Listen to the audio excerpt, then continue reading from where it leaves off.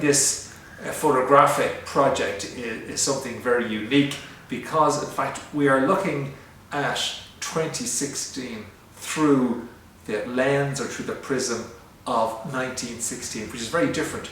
And I think using the technology and the cameras of 1916 and looking at modern Ireland through that technology, it conjures up some really interesting comparisons and also some very stark contrasts between Ireland now and 100 years ago. For fun, I bought a box brownie from 1916.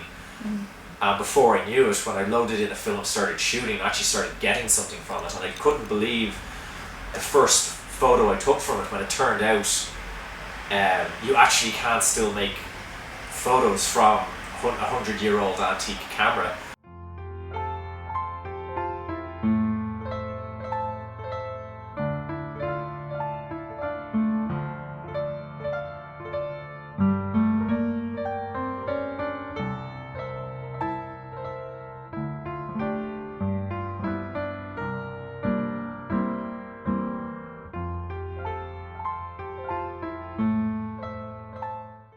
Around 1916 and the War of Independence, the type of cameras and photography that people used was directly related to their class and social status.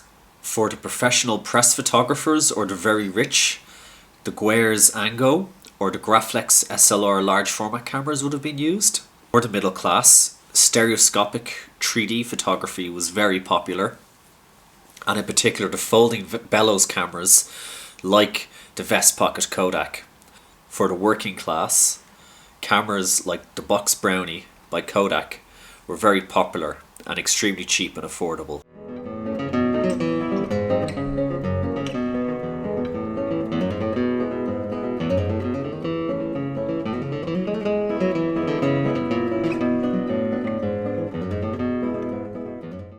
This is a vest pocket Kodak.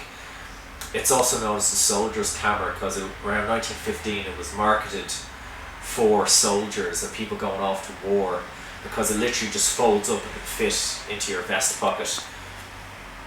And certainly someone on middle class wages would have bought one of these. These were a huge seller at the period, but again at about 30 shillings, that was a lot of money back then.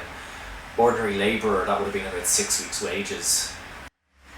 So you can take regular 120 film, which is used in a medium format camera, take a cigar cutter, and with the cigar cutter you can slice off the first top third of the film. You cut it down to the 127 size, and then you can spool, preferably in the dark, the camera and the 127 film. So you can get it working again.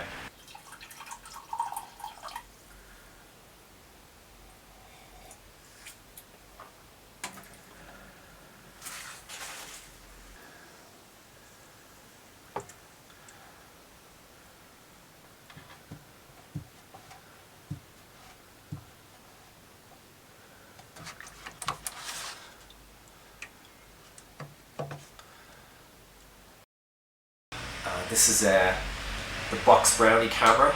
There's a simple box, and even with this, there's literally just one shutter speed, and then you've got 3 apertures that you pull out as you look. It's made of cardboard. It's really, it's the most basic materials. It's literally a box of cardboard with a little prism to view. That's as simple as you can get. These would have been extremely cheap. In the US, they were sold for $1, and that was with a roll of film included. And even the word Box Brownie was named after a children's storybook. So it was marketed as something so simple a child can even use. The tagline at the time Kodak used was, "You push the button, we do the rest." So it was marketed for the layperson. This is the stereoscopic 3D camera. It's made by Jules Richards. It's a French company, a French engineer. The man was an absolute genius. This camera by far is the most fun to use because it takes 3D stereoscopic imagery. It takes 2 images onto the one negative, slightly spaced apart, and when you print them together, when viewed through a 3D glasses or stereoscopic glasses like this, you get a 3D image with depth. And it was really the forerunner of 3D cinema that we have today, and a lot of people don't realise that 3D photography was actually first invented in the 1860s. Now, the problem with using the stereoscopic camera is that they don't make the film anymore.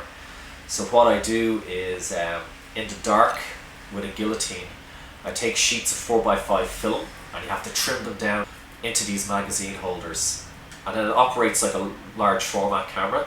You just pop in the back and then you've got one shot.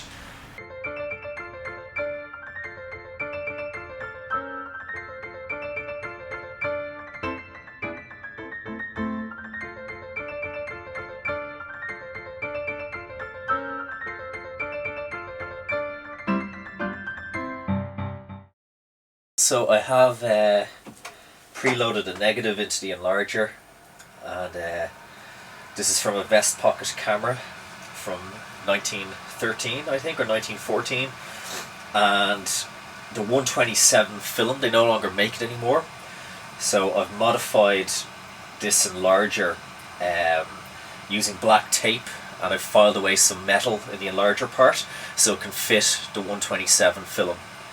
And right now I'm going to do some test prints.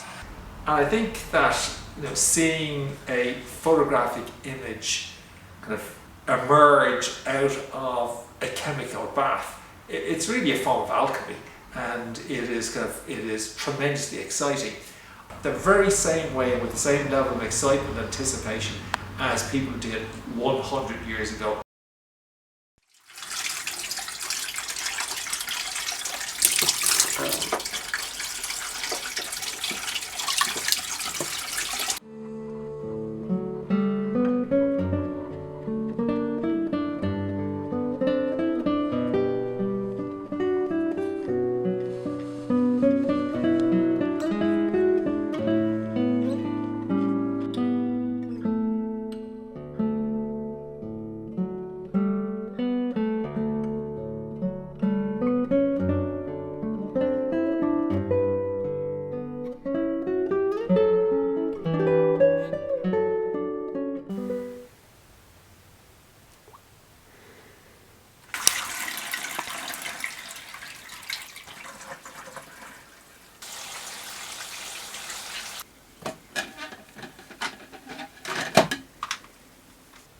I never imagined that a 100-year-old camera would have this kind of quality to it.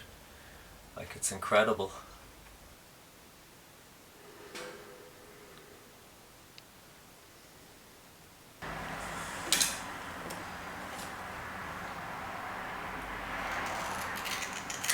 Fascinating things about this project is that we are bearing witness to modern Ireland in the very same way as those who took the photographs 100 years ago did. And to me, that's unique, it's different.